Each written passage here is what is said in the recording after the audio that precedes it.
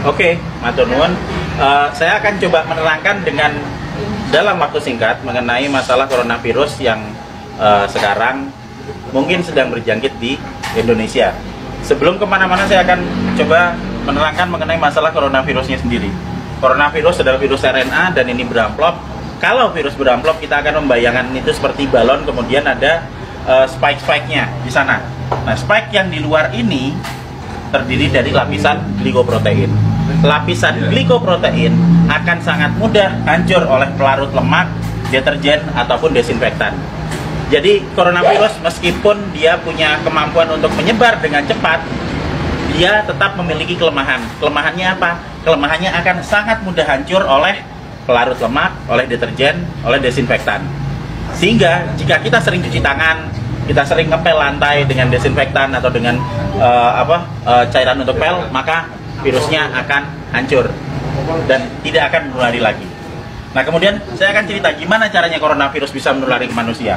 Coronavirus menular ke manusia itu lewat sentuhan dengan material-material yang sudah terjangkit virus pertama, terus kedua pada saat kita berada di keramaian, kemudian ada orang yang mungkin bersin, kemudian kita kena oleh kontak langsung, maka dia akan langsung bisa menulari kita. Tapi sekali lagi kita jangan terburu panik dulu. Kenapa? Karena coronavirus ini tidak seganas seperti yang dibayangkan atau yang ditampilkan oleh media. Kita akan selalu lihat di situ. Sekarang korban coronavirus seluruh dunia ada sekitar di 80.000 sekian penderita. Tapi dari 80.000 itu nanti yang meninggal itu ada sekitar 2.400 yang selalu hanya akan ada di kisaran angka 2-3%. Silahkan nanti dilihat di data statistik mengenai seberapa banyak yang orang yang terkena coronavirus dan seberapa banyak yang meninggal. Yang meninggal selalu ada di kisaran antara 2-3%. Berarti sisanya sebanyak 97% itu selamat. Dengan deskripsi lebih detail, yang sakit 53%, sementara sudah ada yang mulai sembuh itu sebanyak 44%. Nanti kita akan cerita kenapa dia bisa sembuh.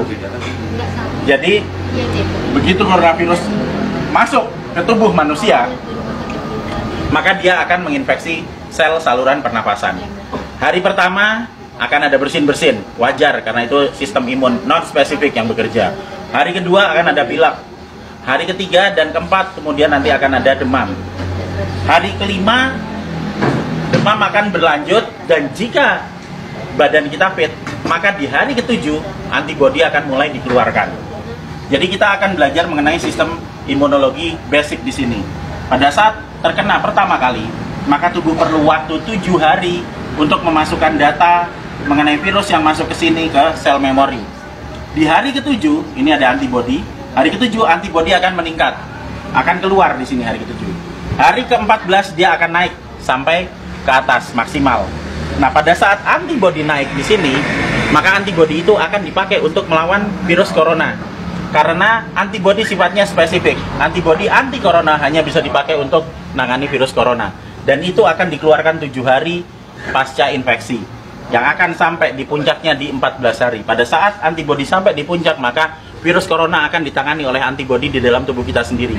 Karena virus hanya bisa ditangani oleh antibodi. Beda dengan bakteri. Bakteri bisa pakai antibiotik, virus nggak mempan. Hanya oleh antibodi. Dan nanti antibodi akan berlanjut turun sampai di minggu ketiga.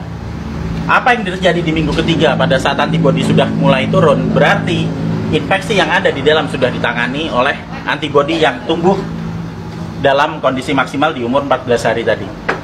Jadi sesudah 21 hari, otomatis virus yang ada di dalam badan kita sudah tertangani. Apa yang terjadi kalau nanti ada serangan virus lagi? Jika ada serangan virus lagi, data yang ada di sel memori akan dikeluarkan, sehingga respon imun kedua akan berlangsung 24 jam sesudah paparan.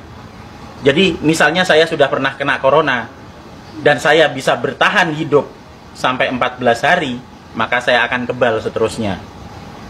Dan berikutnya jika saya kena virus corona lagi, kita nggak perlu nunggu sampai 7 hari sampai antibodinya keluar. Sekarang kena, maka besok antibodi sudah dikeluarkan. Itu sebabnya 44% orang bisa sembuh bahkan tanpa vaksin, karena vaksinnya belum diketemukan. Dan masih ada 53% yang sakit yang akan sembuh ngikuti 44%. Karena pola kematian atau mortalitas tidak pernah bergerak dari 2-3% maksimal. Sehingga tidak perlu khawatir, tidak perlu panik pada saat ada wabah corona. Kita punya prinsip penanganan wabah ada 3. Pertama, kita kurangi paparan virus. Gimana caranya? Untuk kita pribadi hidup sehat, sering cuci tangan, jaga kebersihan tubuh, sering mandi. Kalau misalnya kira-kira kita khawatir terjangkit, ya jangan datang ke tempat keramaian yang banyak orang sakit. Dan untuk mengurangi paparan virus ke kita. Nah, untuk kitanya sendiri gimana? Kita bisa naikkan antibodi. Gimana caranya? Dengan mengkonsumsi vitamin E atau C, vitamin E plus C setiap hari. Plus madu. Karena madu bisa dipakai untuk energi, sementara vitamin E dan C akan bisa dipakai untuk menaikkan produksi antibodi. Energi dipakai untuk pembentukan antibodi dari kita sendiri.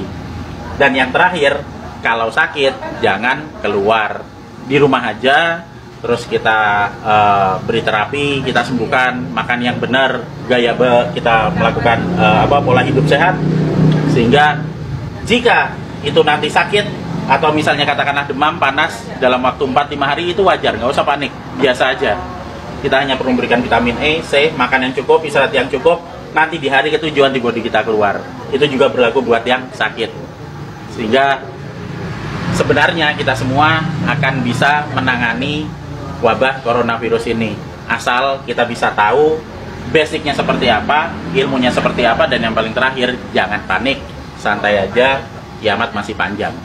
Jadi ayo kita kerja bareng-bareng, kita tangani bersama-sama, dan gak usah panik. Terima kasih.